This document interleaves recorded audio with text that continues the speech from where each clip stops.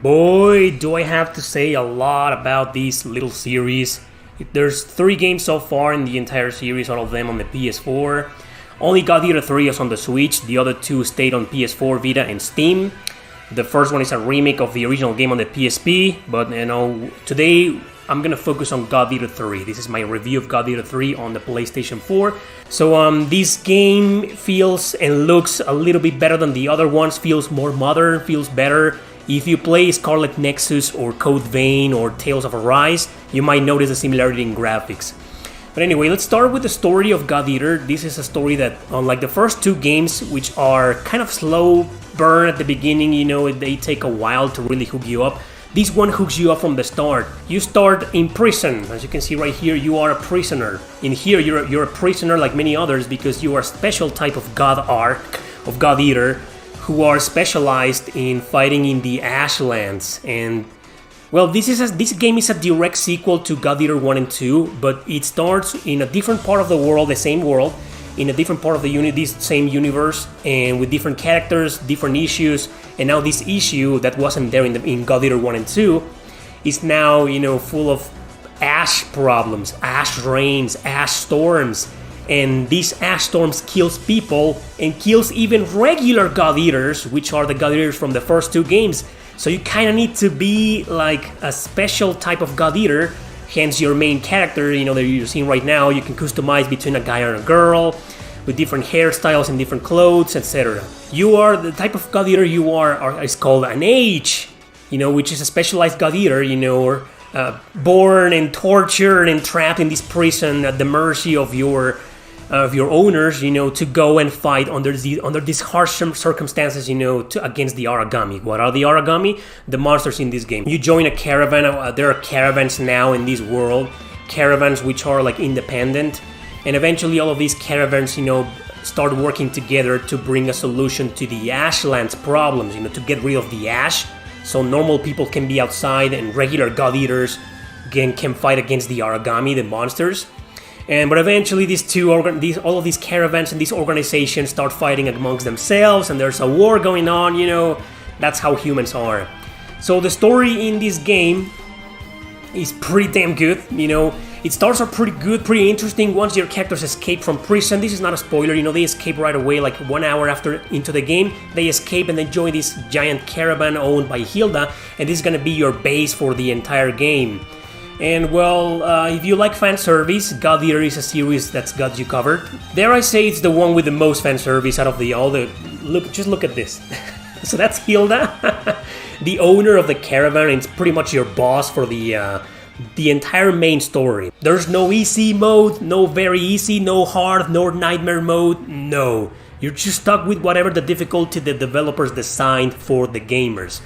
So for those who don't know, the God Eater games are kind of like Monster Hunter clones, but with a major story a major story focus, plot, character development, etc. You start in the base, you talk to people, you prepare, you fight the boss, you come back, rinse and repeat over and over and over again. These are highly repetitive games, but if you like the story, the characters, the fan service, and the combat, and the design, the visuals, that everything, you're gonna love this one. The difficulty in these games is, like I said at the beginning of the video, Resurrection, which is the remake of the first God Eater. It's pretty challenging. During the first several hours, you start feeling the difficulty. God Eater 2 gives you a break, but halfway through the game, it goes pretty difficult as well. God Eater 3, however, is the most balanced of them all, I'd like to say, because of a few features that I'll mention in a bit. It's the most balanced of them all, and it doesn't get really hard until near the end. Or it gets a little bit hard with certain enemies. Like this one is giving me a lot of trouble. This type of monster has a lot of HP, quick reflexes, attacks a hell of a lot, massive area of effect attacks, so this boss right now is pretty challenging, but you don't encounter these bosses quite often. So it isn't until the post-game that the game starts getting really difficult. So what I'm trying to say is that the main story is not easy, it's just easier compared to the previous 2 God Eater games. One of the features this God Eater 3 game has is that you probably saw it right now 5 seconds ago. There's this engage feature where your characters join together, your protagonist and another character join together to increase their stats. So you do some massive damage and you use your skills and they do massive damage, etc.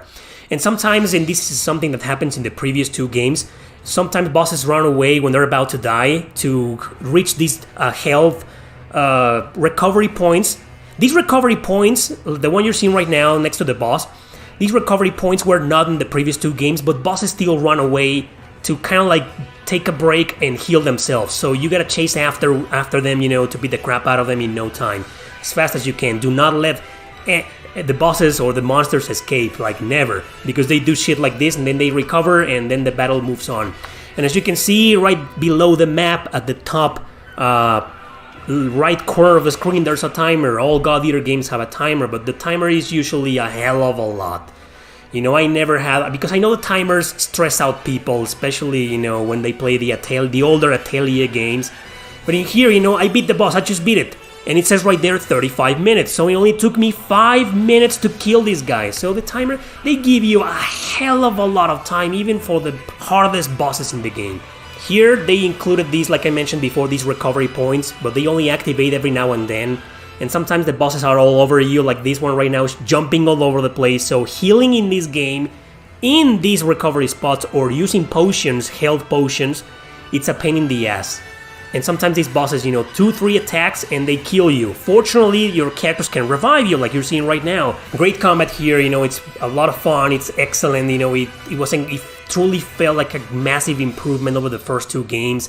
I mean, the combat in the first 2 games is good, I love it, but in here I was like, man, this is just phenomenal. None of the 3 games have local co-op. They do have online multiplayer co-op, and you can beat the main story with your friends or with complete strangers. You can do that.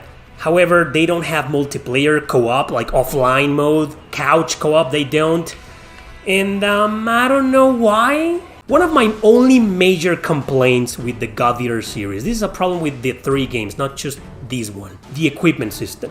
There's no experience system here. You don't gain experience. You can just go and level up to level 10, 11, 12, 15. No, there's no leveling system here. There's just the equipment system. You get your arc, which can transform into several different weapons. In battle, you can't do that. If you're gonna play with a scythe, you need to go back to the base and equip the scythe. So what you do is that you get different types of weapons. The great sword, the small sword, which is the one that I preferably use, or the scythe, the dual swords, or the hammer, or whatever. You can equip a variety of weapons, and all of these weapons can transform also into guns. So this is a game that focuses a lot on the equipment system, on what type of weapon you'll use, and what type of customization you'll use, because you get these small skills you can install into your weapon. For that, points are usually for your party members, as you noticed, so you can increase their certain stat. But those stats get capped eventually. You choose to increase someone's health, it goes all the way to 5, and you can't go any further. So eventually, all of your characters end up with 1,000,000 points, and you don't even need to use them, because you can only equip them with 4 different skills, with health, more stamina, more power to this, resistance to venom, resistance to poison, or poison attacks, stuff like that. But the equipment system works a little bit different. You get all of these rewards. As you can see right here, it says first time rewards. You get all of these, depending on how you perform in battle. So what you're seeing right now is precisely that. You get all these items. I'm getting a blueprint for a different type of weapon that you can customize or that you can craft. Because there's a lot of crafting bullshit in here, and I say bullshit because it's fucking bullshit, I hate it. You can choose every type of weapon and customize and craft every type of weapon if you want to. You'll need materials for that. This is a problem for me. I know it may not be a problem for a lot of you, and I respect that. If you're into these types of gameplay mechanics, that's cool. All the more reason to play these games, because you're gonna love this. But this is my one and only complaint. Well, I have 2 complaints. But my first major complaint with this game is precisely that. I hate this equipment system, because at the beginning you get a lot of materials and upgrading your weapons is easier. Okay, so you get these 3 materials that are required to upgrade your weapon and make it better, or your shield, or your gun. During the first hours of the game, you get a lot of materials that are required to craft a better type of weapon, or to upgrade your weapon. So it's cool. But halfway through the game, you get stuck. that's when the game goes into bullshit mode, and God Eater 3 is no exception. You want to upgrade your weapon, or you want to craft something better, and you get all these 20 different shields that are much better than the one you already have equipped, these 20 different swords, these 20 different guns, and you can't craft a single one of them. So what are you going to do? Well, you're going to try to upgrade the weapon you already have. Same case, the materials that are required to upgrade that weapon or that shield are nowhere to be found. And later you find out, the only place, the only way to get that material that you need to upgrade your weapon or craft this better weapon or armor, and you need 3 of them. You need 3 of the same material, the same item. That's an item that only this extremely fucking hard boss has. So what the hell are you gonna do? Fight the same fucking hard ass boss 3 times or more. And sometimes, getting these materials depends on RNG, baby. It's just not enough to go and beat the crap out of that boss. There's no guarantee you'll get that material you need. You need to break the boss's bonds, the legs, the arms, and damage their faces, and do massive damage. And maybe you'll get the material you need to upgrade your weapon. And I fucking hate that, man. That's garbage. But in the post-game, this that I just mentioned, the equipment system, that's when it starts going ape shit, man. That's when it starts getting annoying, because you start realizing that it's taking you forever to kill the enemies, that they're killing you in 2 fucking hits. And why? Because you have outdated and weaker equipment. But to increase the equipment, you need to fight 1,000 battles to get that fucking material you need to upgrade 10 points of attack. 10, only 10. So, I don't know. Post-game, what I'm trying to say is that the post-game in the God Eater series 3 is no exception. It's just for hardcore gamers who love to grind, who love these games so freaking much that they're willing to do all of that. You guys, if you're gonna play these games and you are completionists, you want to platinum these games, you want to get trophies, you want to do everything there is to be done in these games, that's what you're gonna have to do. That's what you're gonna face. I'm just giving you a warning. If that's your type of thing, if what I just described sounds exciting to you, good. Because I do strongly recommend these games. I'm a fan of this series now. Me, I guess I'm gonna settle down with the fact that I finished the main story, beat the final boss, got the credits, and that's it. God Eater 1 and 2 is bullshit because they locked the true ending on the brutally hard post-game. But in here, it doesn't feel that way. It just feels like, oh, you want to complete this side quest the character set out to do during the main story? Well, complete all of this other bullshit. And that's it. But I feel in God Eater 3 like I got the true ending. So I guess in terms of gameplay, this is my favorite God Eater. This is the best one. In story, it's a tie between 2 and 3. That's all I'll say. And that's it. I strongly recommend these games. If you want to start with God Eater 3, it's a great starting point because it's the most balanced out of the 3. And the story, it's its own thing. It is connected. I sound like a broken record, I know that, but it is connected to the previous 2 games, but you don't necessarily have to play them to get into this one. This is a great entry point for beginners into God Eater. Strongly recommend it. It's no masterpiece. It does have some flaws and issues that really piss me off, but it's like, if this was a tier list, this game will be an A. Yeah, an A, not an S, an A. And that's it, guys. That's my review of God Eater.